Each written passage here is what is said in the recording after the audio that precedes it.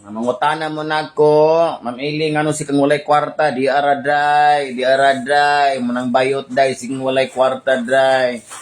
Ano ka mga maring, lunes kay sa nga tanan, pero baling busy ha.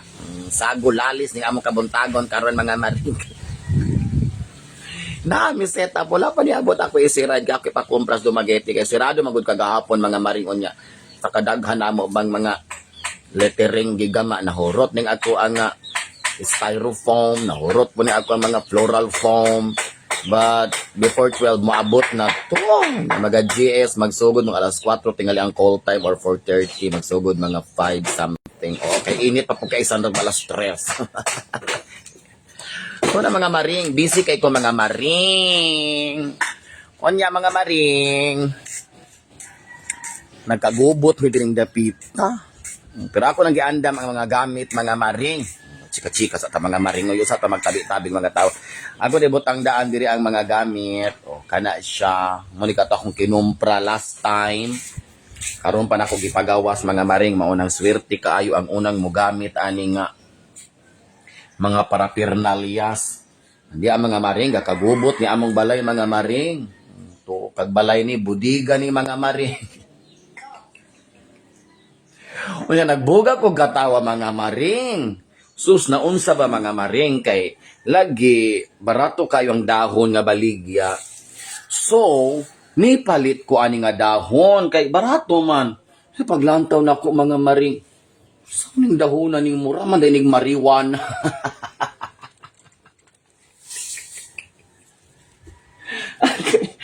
Wala ko galantaw yung taon sa hitsura mga maring. Kay pag ingon nga 50% sale, niibot ra jud ko mga maring kani ko lang. Bongga, barato ra kay ang dahon. Di ni kuha ko murag mga pulo ra ba ni kabandol mga maring.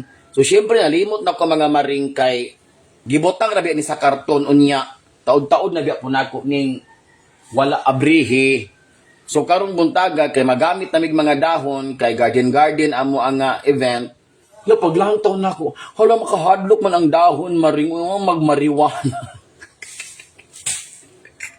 Makadisgrasya nga dahon mga maring.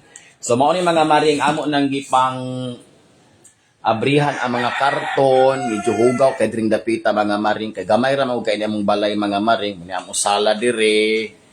Gamay na sala, ding alagian ni padulong sa kusina atong TV nga inutang.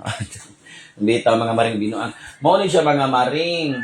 Now ako mga bulak nang gipang order. Unya nag-order po kog para rustic mga maring kani mga anahaw, dried anahaw ug kani pampas. O di sana siya joke mga maring kay mahal-mahal sana siya mga maring.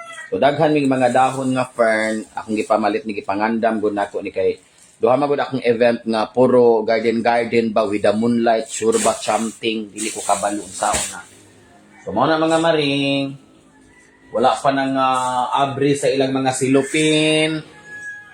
Mangutana mo na ko, Ma'am Iling, ano si kang walay kwarta, di araday, munang bayot day, si kang walay kwarta day.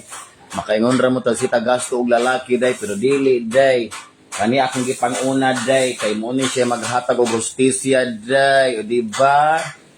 Na masig PM na ko, Ma'am Ili, pahul matag kwarta diya, dato na kakaayo, dato di ay, pick up. Na siya mga maring. Uban to ana, gipang-deliver na sa gymnasium. May kay karong buntaga ang amo ang event naara po diya sa amo ang gym. So dili ra kayo ko mahasol mga maring og transport kay dool raman. Nya kani siya gituyo sa nako ning order kaning pink og blue kay ang ugma ang adlaw nana po JS pink og blue pod ilaha. So namalit ko mga ani nga mga nani ba nga tawagan na basta paglanta na kung 50% sale na malit-palit jud po ko mga mar. Ganahan po ko ani nga dahon mga maring. Gamit ko ni sila ron. Hot doon ko nigtisok.